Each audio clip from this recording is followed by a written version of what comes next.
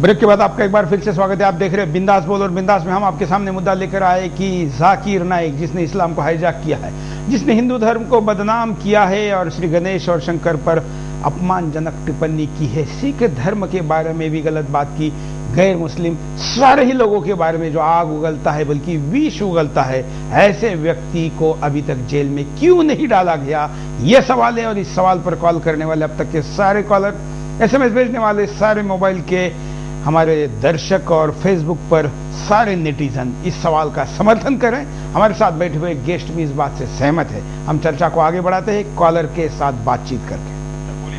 नमस्कार। हाँ जी साहब, बोलिए।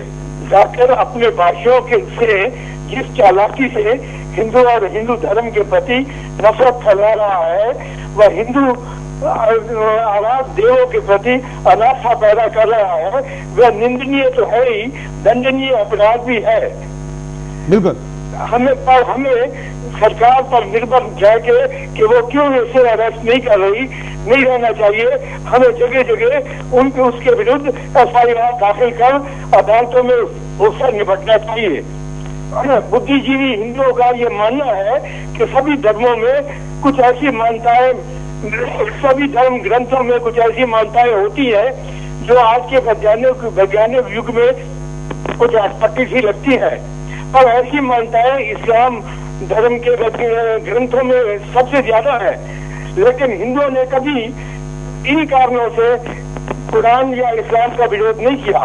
हिंदू तो हमेशा यही कहता है कि अपने हिसाब से जियो, सभी अपने तरीके से जिए और एक दूसरे का विरोध न करें। परिवर्तन हिंदू धर्म में इसमें विश्वास करता है कि धर्म ग्रंथ जो है कभी भी स्थायी नहीं रहते, उनमें परिवर्तन होता रहता है, लेकिन इस्लाम इसे नहीं मानता। और दूसरी बात वो ये, लेकिन हिंदू ये बर्दाश्त नहीं कर सकते कि वो उनके धर्म पर आक्षेप किया है। लेकिन चांदना जी, आप कहते हैं बर्दाश्त नहीं कर सकते, लेकिन बर्दाश्त ही करें। 4 साल से सब कुछ जाकिर का नंगा नाच चालू है, कहां पर किसने विरोध किया?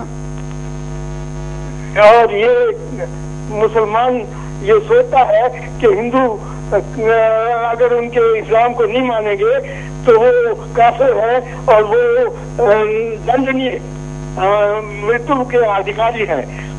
इन बातों को हिंदू बर्दाश्त नहीं करने वाला। चलिए, धन्यवाद अपनी बात को रखने के लिए। हनीफ जी, जिस प्रकार से हम अभी कारणों पर नजर डालने जा रहे हैं, हम बिंदास में स्थिति, कारण, परिणाम पर चर्चा करते हैं। इस ब्रेक में हम कारण पर चर्चा करने वाले हैं। आपको क्या लगता है कि अब तक इसको जेल में नहीं डाला गया, इसके पीछे का कारण क्या है? कारण जो भी हो, इसके बारे में तो मुझे पूरी तरह से मालूमात नहीं है। मैं सिर्फ, लेकिन आप इस बात से तो सहमत है कि इसकी जगह जेल है? तो ऐसे लोगों को तो समाज से बहिष्कृत कर देना चाहिए। जो समाज में रह करके समाज के विरुद्ध बात करता है, तो ऐसे लोगों को समाज से बहिष्कृत कर देना चाहिए। लेकिन केवल बहिष्कृत से क्या चलेगा? ये तो टीवी पे आता है, ये बड़े बड़े कार्यक्रमों में जाता है। 2-3 देशों ने इसको जरूर बहिष्कृत किया है, लेकिन भारत सामाजिक तौर पे कह रहा हूँ, बहिष्कृत मतलब चाहे जो भी चाहे, जैसे भी चाहे, पूरा एक आवाम जो निर्णय ले इनके बारे में। लेकिन ये समाज के विरुद्ध जो चर्चा करते हैं, उससे समाज को एक्शन लेना चाहिए कि समाज विरोधी बात करने वाले की जगह कहाँ हो। बिल्कुल, कोई भी बर्दाश्त नहीं। रमेश शिंदे जी, किसी भी, ये क्यों बाहर है? देखिए, आज हम यहाँ पर देख रहे हैं कि मुझको बहुत ही अचंभा हो रहा है कि एक तो यहाँ पर जो छोटे छोटे बच्चे हैं वो आज कह रहे हैं कि हिंदूवादी संगठन क्यों कुछ नहीं कर रहे हैं। मैं इसका एक उत्तर भी देना चाहता हूं, क्योंकि ये मुझे लगता है कि यहाँ का मुद्दा है। देखिए, पिछली बार हमने ये बताया था कि हमने 68 जगह पर यहाँ पर पुलिस में कंप्लेंट दर्ज करवाई है, FIR दर्ज करवाई है। अगर FIR दर्ज होता है तो उसका अर्थ ये होता है कि वो कानूनन गुनाहगार है, तो उसके ऊपर अरेस्ट करके कानूनन कार्रवाई क्यों नहीं हो रही है, ये पहली बात है। दूसरी बात है कि आज कल से जाकर के हम पुलिस से परमिशन मांग रहे हैं कि हमें आंदोलन करना है, हमें भी बताना है कि जाकिर नाइक को अरेस्ट क्यों नहीं हो रहा है। तो पुलिस हमारे ऊपर इतना बड़ा दबाव डाल रही है और वो ये कह रही है कि आप अगर आंदोलन करेंगे तो हम आपको अंदर डाल देंगे। तो ये जो बातें यहां पर हो रही है, जो लोगों के सामने नहीं लाई जाती है, तीसरी बात है कि जो गवर्नमेंट की पॉलिसी बनी है कि उनको ऐसे लगता है कि जैसे अब अफजल गुरु की फांसी का मुद्दा आया तो वहां से यासीन मलिक ने कह दिया कि अगर उसको फांसी देंगे तो पूरी देश में हम दंगे भड़काएंगे।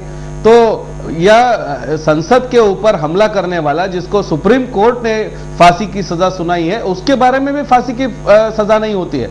चौथी बात, जो मीडिया का प्रेशर बनना चाहिए था इस विषय में, एनडीटीवी के प्रोग्राम में आज भी आप यूट्यूब पर देख सकते हैं, उस प्रोग्राम में वो जाहिर स्तर पर कहता है कि मैं टेररिज्म के साथ हूं, लेकिन उसके ऊपर कोई उसके सवाल नहीं होता है।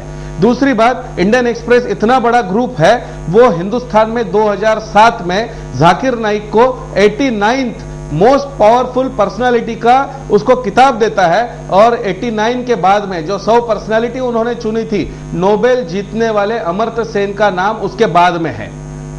उसके आगे की बात मैं ये कहूंगा आपको कि दोबारा जरा बताइए कि इंडियन एक्सप्रेस ग्रुप ने 2007 में हिंदुस्तान के 100 सबसे शक्तिशाली प्रभावशाली व्यक्तिमत्व खोजे थे, उनमें जाकिर नाइक का नंबर था 89, 89, और उसके बाद में अमर्त्य सेन का नंबर है, जिन्होंने नोबेल पारितोषिक जीता है। तो हिंदुस्तान में नोबेल पारितोषिक जिताकर देने वाले अमर्त्य सेन जाकिर नाइक से पीछे है, ये गवर्नमेंट कह रही है, ये इंडियन एक्सप्रेस जैसा ग्रुप कह रहा है जी।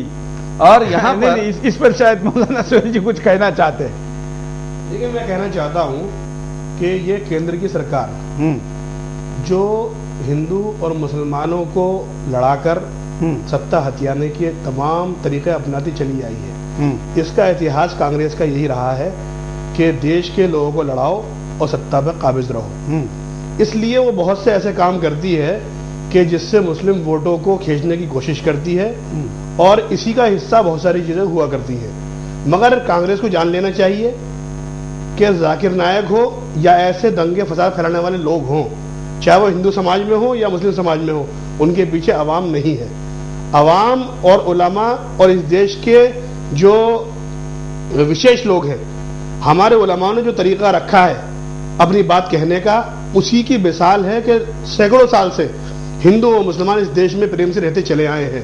लेकिन ये जो प्रेम से चले आए हैं रहते हुए, ये अब जाकिर को नहीं अच्छा लग रहा है ना, इसलिए वो बोलता है। आपने तो पड़ोसी की बात की, वो तो पड़ोसी तो छोड़िए, शादी में जो गवाह होता है उससे लेकर ऐसी कई बातों में कहता है। डॉक्टर जाकिर नायक को बड़े बड़े उलमा मशवरा दे चुके हैं, कह चुके हैं कि आप अपनी बात को सलीके से रखें, हिंदुस्तान के अंदर रहने वाले 80% लोगों के दिलों को मत तकलीफ पहुंचाइए आप।